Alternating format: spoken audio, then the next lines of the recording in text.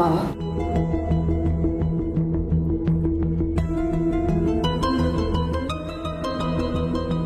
ಅಲ್ಲ, ಅತ್ತೆ ಮಾವನ್ನ ಮನೆಯಿಂದ ಆಚೆಗೆ ಹಾಕಿದ್ಲು, ಜಗಳ ಆಡಿ ಗಂಡನ್ನ ವಿದೇಶಕ್ಕೆ ಓಡಿಸಿದ್ಲು, ಅದು ಬಿಡು. ಆದರೆ ಹೆತ್ತ ಮಗುನ ಮನೆಯಲ್ಲಿ ಒಂಟಿಯಾಗಿ ಬಿಟ್ಟು ಹೊರಟೋಗಿದ್ದಾಳಲ್ಲ ಆ ಶೂರ್ಪನಖಿ, ಅವಳಿಗೊಂದು ಮಾನವೀಯತೆ ಅನ್ನೋದು ಇಲ್ವಾ? ಹೌದು ಮಾವ, ನನಗೂ ನಂಬಕ್ಕೆ ಆಗ್ತಾ ಇಲ್ಲ. ಅಣ್ಣನ ಹತ್ರ ಕೀ ಇದ್ದಿದ್ರಿಂದ ಒಳ್ಳೇದಾಯ್ತು. ಇಲ್ಲಾಂದಿದ್ರೆ ಪಾಪ ಚೋಟು ಒಬ್ನೇ ಎಷ್ಟು ಹೆದರ್ಕೊಂಡಿರ್ತಿದ್ನೋ ಏನೋ.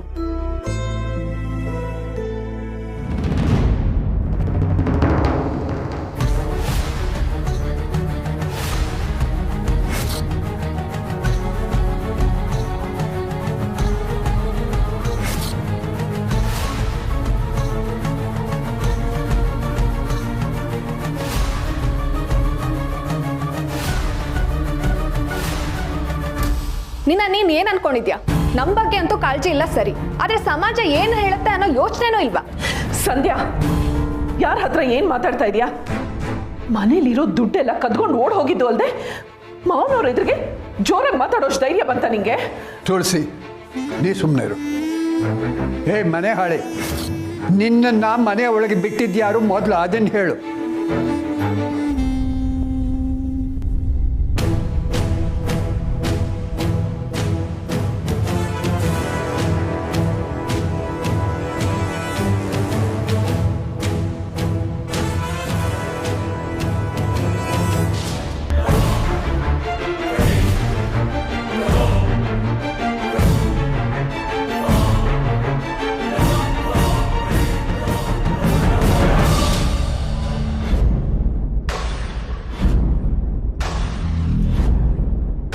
ಇವಳಿಂದ ಇವ್ರ ಮಾವನ್ನ ಕರ್ಕೊಂಬಂದಿದ್ದು ನಾನೇ ತಾತ.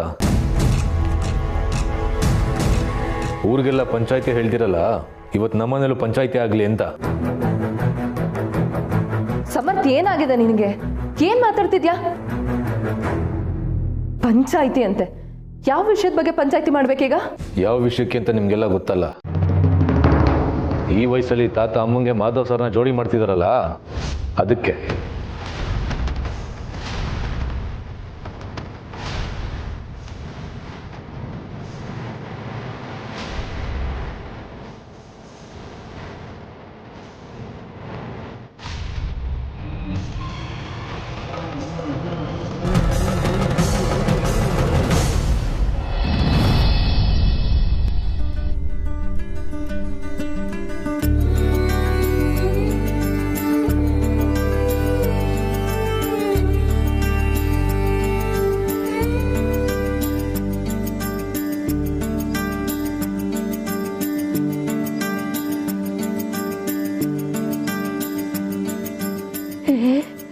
ಮಹಾಲಕ್ಷ್ಮಿ ತರ ಕಾಣಿಸ್ತಿದ್ಯಲ್ಲೇ.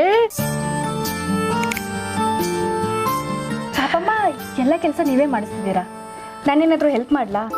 ಬೇಡ ಕಣೆ, ಶಾರ್ವರಿ ಅಮ್ಮನವರು ನಾನು ರೆಡಿಯಾಗಿ ಬರ್ತೀನಿ, ಅಷ್ಟೊತ್ತು ಇಲ್ಲೆಲ್ಲ ನೋಡ್ಕೊಂಡು ಸರಿ ಮಾಡಿ ಇಟ್ಬಿಡಿ ಅಂತ ಅಂದರು, ಅದಕ್ಕೆ ಮಾಡಿಸ್ತಾ ಇದ್ದೆ. ಸರಿ, ನಾನು ನೋಡ್ಕೊಳ್ತೀನಿ ಬಿಡಿ.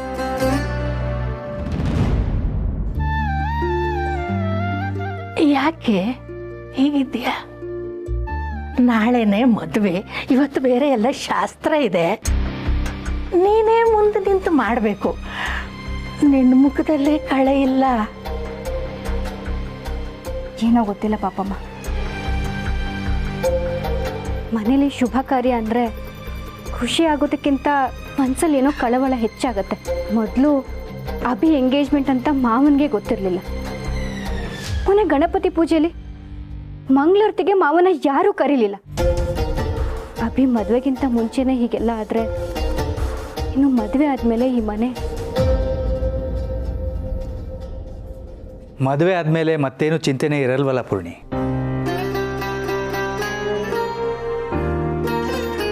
ಮಾವ, ಮಗನಿಗೆ ಮದುವೆ ಮಾಡಿಸೋದು ಅಪ್ಪನ ಜವಾಬ್ದಾರಿ. ಅವನ ಮದುವೆ ಆಯಿತು ಅಂದರೆ ಜವಾಬ್ದಾರಿ ಕಳೆದಾಗೆ ಅಲ್ವಾ? ಮತ್ತೆ ಚಿಂತೆ ಮಾಡೋಕ್ಕೇನಿದೆ? ನಾನು ಹಾಗೆ ಹೇಳ್ತಿಲ್ಲ ಮಾವ. ನನಗೆ ಗೊತ್ತು ಪೂರ್ಣಿ,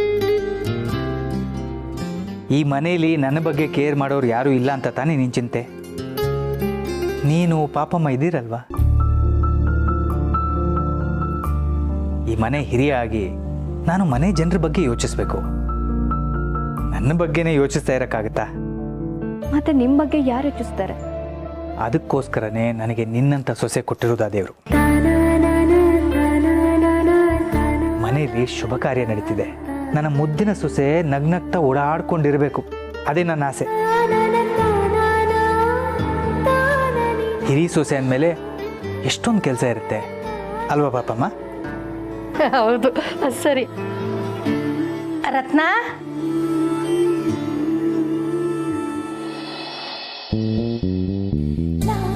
ಸರಿ ಸರಿ, ಇವತ್ತು ಹೀಗೆ ಇರ್ತೀರಾ ಅಥವಾ ಬೇಗ ಹೋಗಿ ರೆಡಿಯಾಗಿ ಬರ್ತೀರಾ?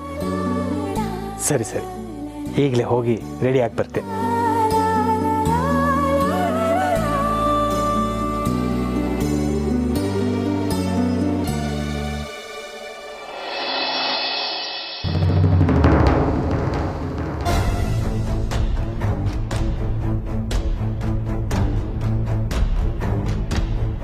ಅಣ್ಣ, ಸುಮ್ಮನೆ ನನ್ನ ಹತ್ರ ಜಗಳ ಆಡ್ಬೇಡ. ನಿನಗೆ ಕೊಡಕ್ಕೆ ನನ್ನ ಹತ್ರ ನಯಾ ಪೈಸೆನೂ ಇಲ್ಲ. ಎಲ್ಲ ನಂದಿನಿ ಕೊಟ್ಟು ಕೈ ಸುಟ್ಕೊಂಡಿದ್ದೀನಿ. ನಾನು ಅವತ್ತೇ ಬಡ್ಕೊಂಡೆ ನಿನಗೆ, ಕೊಡಬೇಡ ಅವಳು ದುಡ್ಡು, ಕೊಡಬೇಡ ಅವಳು ದುಡ್ಡು ಅಂತ.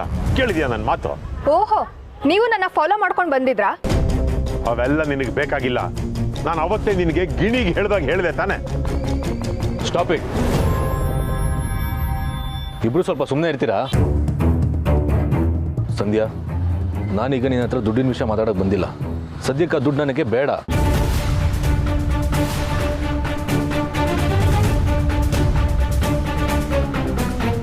ನನಗೆ ನಿಮ್ಮಿಬ್ಬರಿಂದ ಒಂದು ಸಹಾಯ ಆಗಬೇಕು. ಮಾಡ್ತೀರಾ? ಅಣ್ಣ, ತಮಾಷೆ ಮಾಡ್ತಿದ್ಯಾ? ಬಿಟ್ರೆ ನಮ್ಮೆಲ್ಲರ ಲೈಫ್ ತಮಾಷೆ ಆಗ್ಬಿಡುತ್ತೆ ಅಷ್ಟೇ. ಅದಕ್ಕೆ ಹೇಳ್ತಾ ಇರೋದು, ನನಗೆ ನೀವಿಬ್ರು ಸಹಾಯ ಮಾಡ್ತೀರಾ?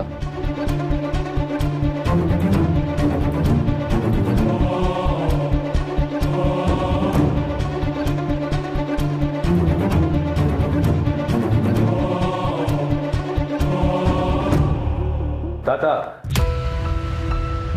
ಅಲ್ಲ ಬೀಗ್ರೆ, ನಿಮ್ಮ ಮೊಮ್ಮಗಳು ನನ್ನ ಮಗನ್ನ ಮದುವೆ ಮಾಡ್ಕೊಂಡ್ಬಿಟ್ಲು, ಸಮಾಜದಲ್ಲಿ ಎಲ್ಲರ ಮುಂದೆನೂ ತಲೆ ತಗ್ಸೋ ಪರಿಸ್ಥಿತಿಗೆ ತಂದ್ಬಿಟ್ಲು ಅಂತ ಪಾಪ ನನ್ನ ಸೊಸೆ ಮುದ್ದುನ ಚುಚ್ಚಿ ಚುಚ್ಚಿ ಅಂತಾನೆ ಇರ್ತೀರಾ ಇವತ್ತಿಗೂ. ಈಗ ನಿಮ್ಮ ಸೊಸೆ ಮುದ್ದು ಅವನು ಯಾರನ್ನೋ ಮದುವೆ ಮಾಡ್ಕೋತಿದ್ದಾಳೆ. ಇದು ಸಮಾಜದ ಮುಂದೆ ತಲೆ ತಗ್ಸೋಂಥ ಪರಿಸ್ಥಿತಿ ಅಲ್ವೋ?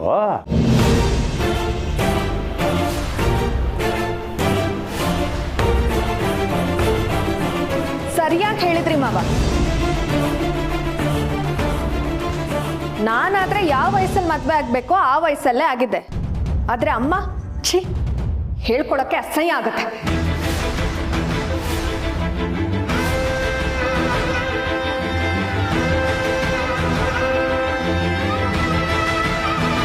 ನಾನು ಅವತ್ತೇ ಹೇಳಿದ್ನಲ್ಲ ಅಣ್ಣ, ಆ ಮನುಷ್ಯನ ಜೊತೆ ಅಮ್ಮನ ಸ್ನೇಹ ಬೇಡ ಅಂತ. ಆದ್ರೆ ಈಗ ನೋಡು, ಇವರಿಬ್ರು ವಿಷಯ ಪೇಪರಲ್ಲೇ ಬಂದಿತ್ತಂತೆ.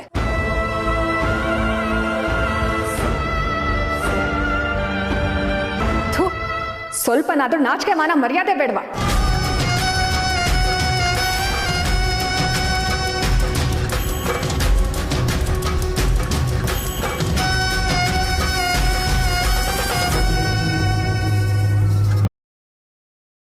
ಅದೇನೆ, ಬೇರೆ ಎಲ್ಲಾದ್ರೂ ಬಿಟ್ಬಿಡೋದ ಸಂಧ್ಯಾ?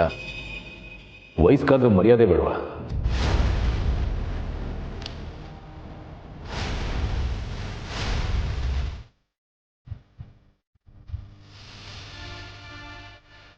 ಅವತ್ತು ನಾನು ಮಾತಾಡಿದ್ದಕ್ಕೆ ಫ್ರೆಂಡ್ಸು ಅಂದ್ರು, ಈಗೇನು ಹೇಳ್ತೀರಾ? ಆಚೆ ಹೋದ್ರೆ ಸಾಕು, ಪೇಪರಲ್ಲಿ ಬಂದಿದ್ದು ನಿಮ್ಮಮ್ಮ ಅಂತೆ, ಇಬ್ರು ಜೊತೆಲೆ ಓಡಾಡ್ತಾರೆ ಅಂತ ಬಾಯಿಗೆ ಬಂದಾಗ ಮಾತಾಡ್ತಾ ಇದ್ದಾರೆ ಜನ.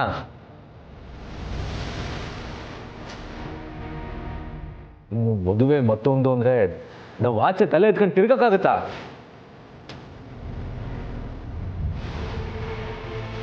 ಸರಿಯಾಗಿ ಹೇಳ್ದೆ ಸಮರ್ಥ. ಅಲ್ಲ ಬೀಗ್ರೆ, ಇಂಥವ್ರ ಮನೆಯಿಂದ ಹೆಣ್ಣು ತಂದಿದ್ದೀವಿ ಅಂತ ಗೊತ್ತಾದ್ರೆ ನಮ್ಮ ಸರೀಕರ ಮುಂದೆ ನಾವು ತಲೆ ಎತ್ಕೊಂಡು ತಿರ್ಗಾಡಕ್ಕಾಗತ್ತಾ ಹೇಳಿ? ಅದೇನೆ, ಅವತ್ತು ಹೂವಿಸ್ಕೊಂಡು ಬಂದಾಗ್ಲೇ ಡೌಟ್ ಇತ್ತು ನನ್ಗೆ. ಅವತ್ತು ರೆಸಾರ್ಟ್ ಅಲ್ಲಿ ಅಂತೂ ನೆನ್ನಿಸ್ಕೊಂಡ್ರೆ. ಬಾಯಿ ಮುಚ್ಕೊಂಡು ಇರ್ತೀಯೋ ಅಥವಾ ಇಲ್ಲೇ ಸಿಗ ತೋರಣ ಕಟ್ಲ?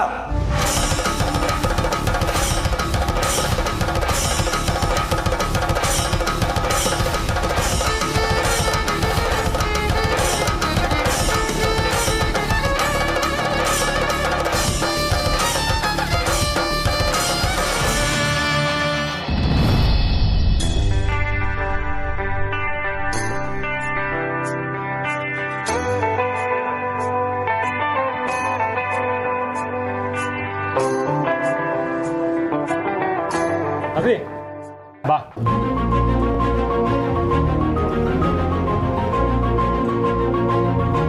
ಅವಿ, ನನ್ನ ಮಗನ್ಗೆ ಯಾರ ದೃಷ್ಟಿನೂ ಆಗದೆ ಇರಲಿ. ಥ್ಯಾಂಕ್ ಯು ಚಿಕ್ಕಮ್ಮ.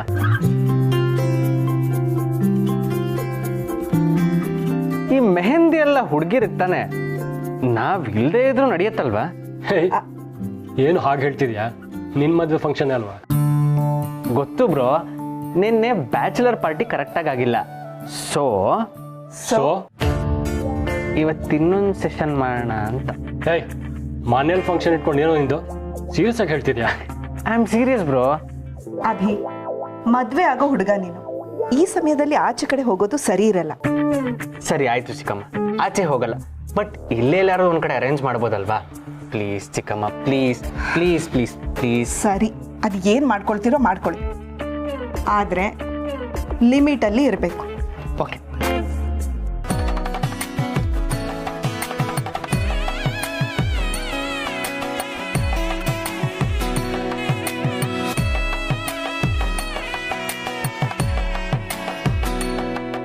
ಬನ್ನಿ ಬನ್ನಿ.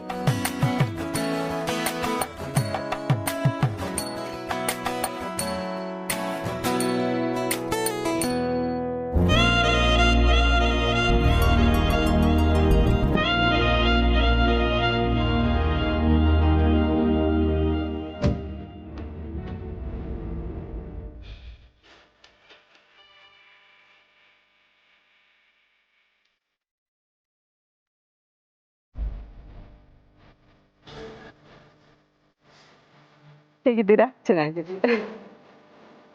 ನಮಸ್ಕಾರ. ನಮಸ್ಕಾರ. ನಮಸ್ಕಾರ. Hi Avinash, how are you?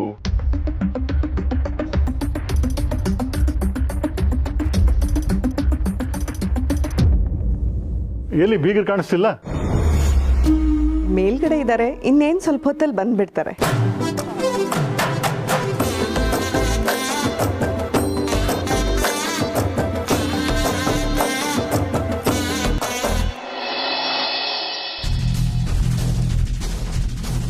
ಇಷ್ಟು ಹೊತ್ತು ನಾನು ನಿಮಗೆ ಉತ್ತರ ಕೊಡದೇ ಇದ್ದಿದ್ದು ನನಗೆ ಉತ್ತರ ಗೊತ್ತಿಲ್ಲ ಅಂತಲ್ಲ.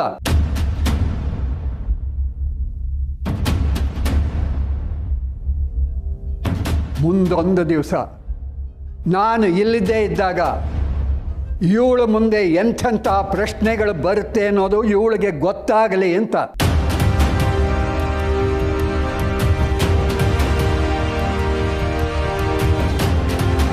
ತುಳಸಿ, ಗೊತ್ತಾಯ್ತಲ್ಲ ಈಗ? ಈಗೇನೋ ನಾನು ನಿನ್ನ ಜೊತೆ ಇದ್ದೀನಿ, ಉತ್ತರ ಕೊಡ್ತೀನಿ. ಆದರೆ ಮುಂದೊಂದು ದಿವಸ ನಾನು ಇಲ್ಲದೆ ಇದ್ದಾಗ ಇದನ್ನೆಲ್ಲ ನೀನು ಹೇಗೆ ಸಹಿಸ್ತೀಯಾ?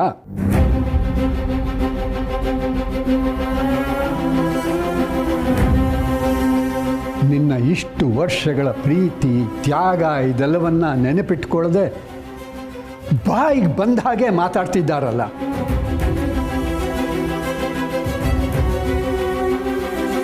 ಮುಂದೆ ಈ ಮಕ್ಕಳು ನಿನ್ನನ್ನು ಚೆನ್ನಾಗಿ ನೋಡ್ಕೋತಾರ ತುಳಸಿ?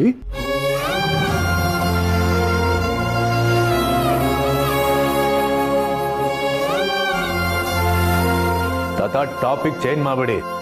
ಹೇ, ಬಾಯಿ ಮುಚ್ಚು ನೀನು.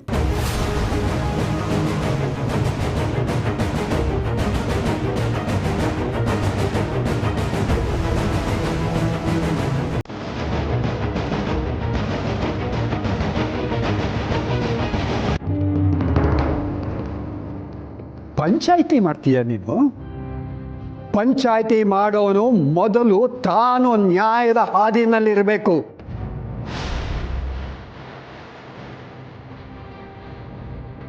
ನೀನು ತಾಯಿ ಹೆಸರನ್ನೇ ಇನ್ಶೂರೆನ್ಸಿಂದ ತೆಗೆದು ಹಾಕದೆ,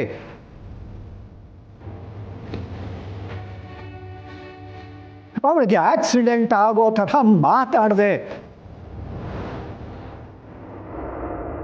ಅವಳು ಒಬ್ಬಳೆ ಮನೆಯಲ್ಲಿದ್ದಾಗ ಯಾರನ್ನೋ ಕರ್ಕೊಂಡು ಬಂದು ಅವ್ರ ಜೊತೆಯಲ್ಲಿ ಮದುವೆ ಮಾಡಿಸ್ತೀನಿ ಅಂತಂದೆ.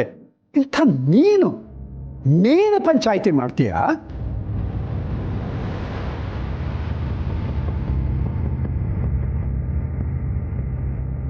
ಇನ್ನೇನು ಆಹಾ ಸಕಲ ಕಲಾವಲ್ಲಭೆ. ಎಂಥ ವಿಷಸರ್ಪ ಆದರೂ ತನಗೆ ಹಾಲು ಹಾಕಿದವ್ರಿಗೆ ಸ್ವಲ್ಪವಾದರೂ ನಿಯತ್ತಾಗಿ ಇರುತ್ತೇನೋ. ಆದರೆ ನೀನು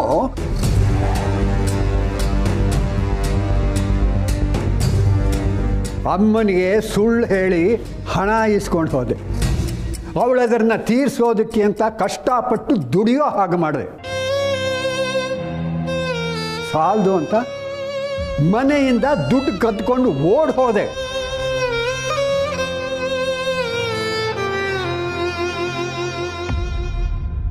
ಇಷ್ಟು ವರ್ಷಗಳಲ್ಲಿ ತಾಯಿ ಖುಷಿ ಬಗ್ಗೆ ಯೋಚನೆ ಮಾಡದೆ ಇರೋ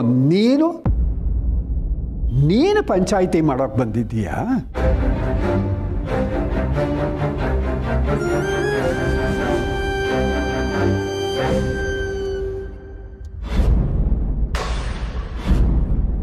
ನಿನ್ನ ಹೆಂಡತಿ ಮಕ್ಕಳು ನಿನ್ನ ಕಾಟ ತಡೆಯಲಾರ್ದೆ ಮನೆ ಬಿಟ್ಟು ಓಡ್ ಹೋಗಿರೋವಾಗ ಯಾವ ನೈತಿಕತೆ ಇಟ್ಕೊಂಡು ಇಲ್ಲಿ ಪಂಚಾಯಿತಿ ಮಾಡಕ್ಕೆ ಬಂದಿದ್ದೀಯಾ?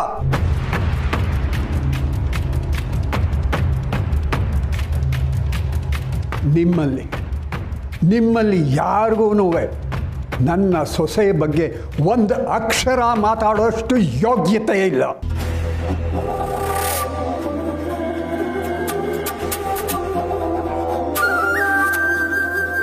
ನನ್ನ ಸೊಸೆ ಯಾವತ್ತೂ ಹದ್ದು ಮೀರಿದವಳಲ್ಲ, ಮೀರೋದೂ ಇಲ್ಲ.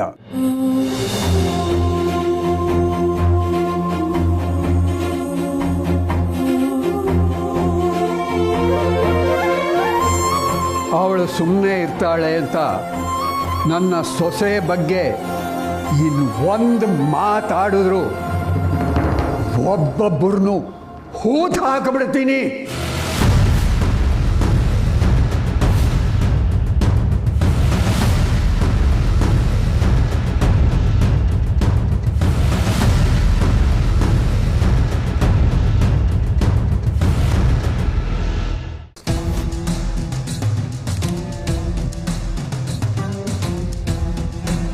ದಂಡಪಿಂಡ, ನಿಜ ಹೇಳಬೇಕು ಅಂದರೆ ನಾನು ನಿಮಗೆಲ್ಲ ಥ್ಯಾಂಕ್ಸ್ ಹೇಳಬೇಕು ಕಣೋ.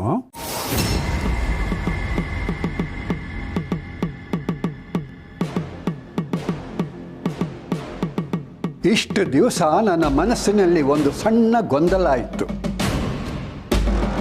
ಈ ಹೊತ್ತು ನೀವೆಲ್ಲ ಮಾತಾಡಿದ ಮೇಲೆ ನನ್ನ ದಾರಿ ಏನು ಅನ್ನೋದು ಸ್ಪಷ್ಟವಾಯಿತು.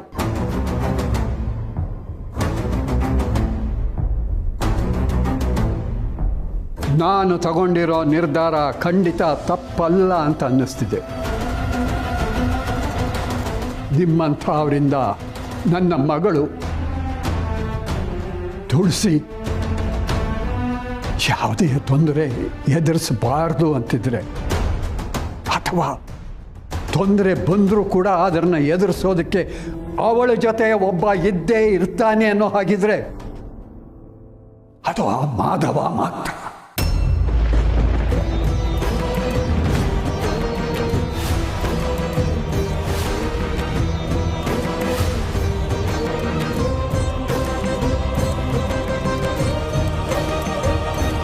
ಇವತ್ತು ನೀವೆಲ್ಲ ಆಡಿದ ಮಾತುಗಳನ್ನ ಮನಸ್ಸಲ್ಲಿಟ್ಕೊಂಡು ಯಾವುದೇ ತೊಂದರೆ ಇಲ್ಲದೆ ತುಳಸಿ ಮಾಧವರ ಮದುವೆ ಆಗೋ ಹಾಗೆ ನಾನು ನೋಡ್ಕೋತೀನಿ.